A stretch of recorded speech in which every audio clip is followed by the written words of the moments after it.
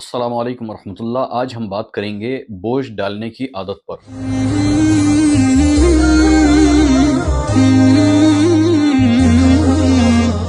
ہمارے معاشرے میں بہت سے ایسے لوگ ہوتے ہیں جن کو انگلی پکڑوائی جائے تو وہ پورا ہاتھ پکڑ لیتے ہیں، بلکہ سوار ہو جاتے ہیں، جبکہ یہ کوئی اچھی عادت نہیں ہے۔ دیکھیے، اپنے حصے کا کام انسان کو خود کرنا چاہیے۔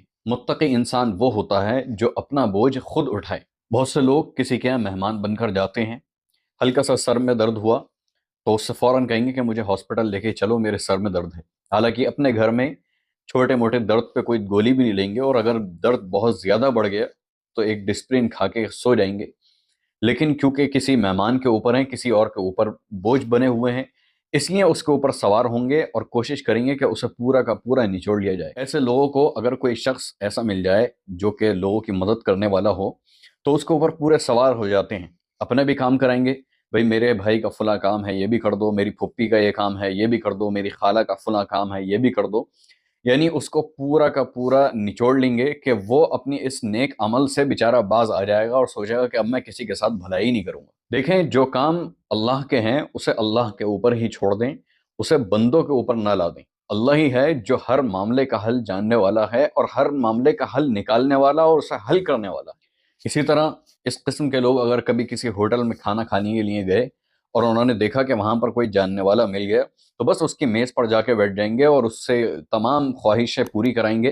یعنی جو کھاتے بھی نہیں ہوں گے وہ بھی اس سے منگوائیں گے اور کوشش کریں گے کہ وہ پیسے ادا کرے، خود کبھی آگے بڑھ کر پیسے ادا نہیں کریں گے۔ پتہ نہیں اس قسم کی برائیاں، یہ چھوٹی چھوٹی سی برائیاں ہمارے معاشرے میں کہاں سے آ گئیں کہ لوگ اپنا پورا کا پورا بوجھ دوسروں کے سر پر اور دوسروں کے کندھوں پر ڈالنا چاہتے ہیں۔ بعض مرتبہ ایسا ہوتا ہے کہ آپ کسی کو دیکھتے ہیں پریشان حال، اس کی بات سننے کے لیے بیٹھ جاتے ہیں، اس سے بات سن لیتے ہیں۔ ہوتا یہ ہے کہ وہ اپنی پہلے باتیں سناتا ہے، پھر اس کے بعد آپ سے مدد طلب کرتا ہے، آپ کا نمبر لے لیتا ہے، اور وہ صرف جاب لگانے یا کسی ایک کام کے ذریعے جو آپ کا نمبر دیا گیا اور لیا گیا، اس کے بعد پھر وہ اپنے بجلی کے بل بھیجنا شروع کر دیتا ہے، اپنے گیس کے بل بھیجنا شروع کر دیتا ہے، اپنے کریڈٹ کارڈ کے بل بھیجنا شروع کر دیتا ہے، اپنے جو ادھار قرض اس نے لے رکھے ہیں اور جو ادا نہیں کر پا رہا وہ آپ سے دلوانے کے لیے کوشش کرتا ہے۔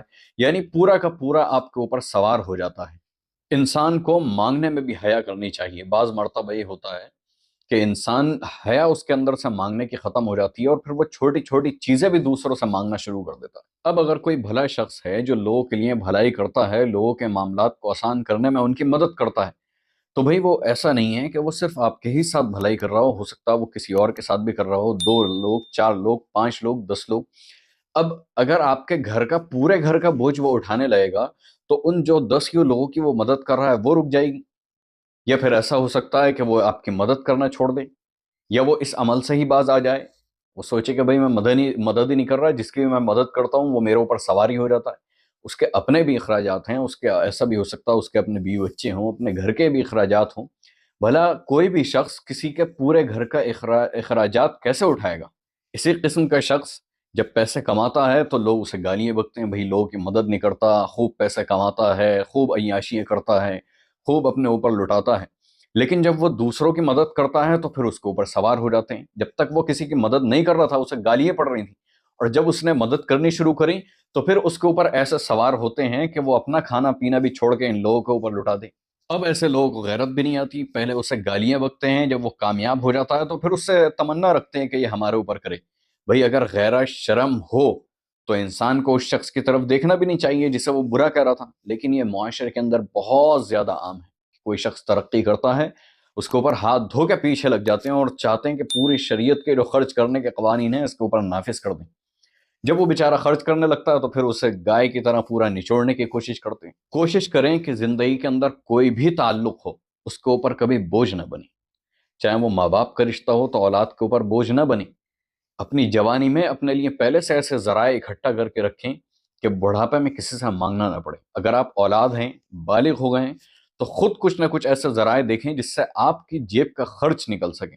اگر آپ کا کوئی دوست ہے، اچھا تعلق ہے آپ کا اس سے، تو کوشش کریں کہ اس کے پیسے پر آپ نظر نہ رکھیں، اس کے حالات پر نظر نہ رکھیں۔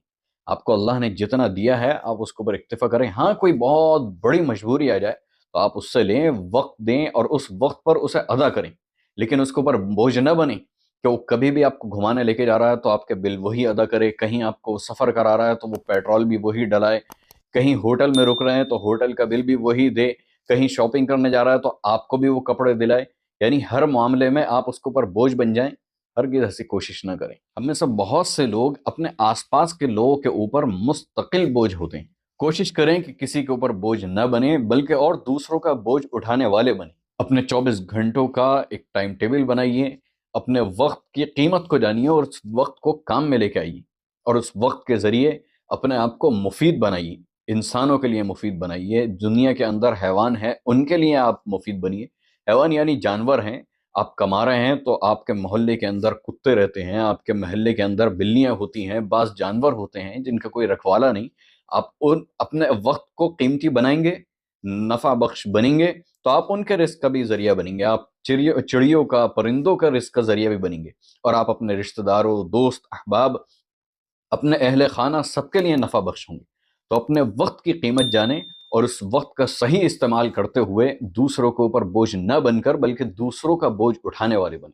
अल्लाह सुब्हानहू व तआला हम सब का हामी और नासिर हो, हम सब की मदद फरमाएं, पूरी उम्मत की हिफाजत फरमाएं, पूरी उम्मत को हिदायत के ऊपर यानी कुरान और सुन्नत के ऊपर अमल करने की तौफीक अता फरमाएं। अगर आपने हमारे चैनल को अभी तक सब्सक्राइब नहीं किया तो सब्सक्राइब कर लें, वीडियो को लाइक करें और शेयर करें। आपको ये जो मैंने चीज़ें बताई हैं, आप आसपास में देखते हैं कि ऐसे किस्म के लोग हैं। अगर आपको ऐसा लगता है कि जो मैंने बताया वो हकीकत है तो हमें कमेंट में बताएं, और आप किस टॉपिक के ऊपर हमसे और मज़ीद वीडियो चाहते हैं वो भी हमें आप राय दे सकते हैं कमेंट के अंदर।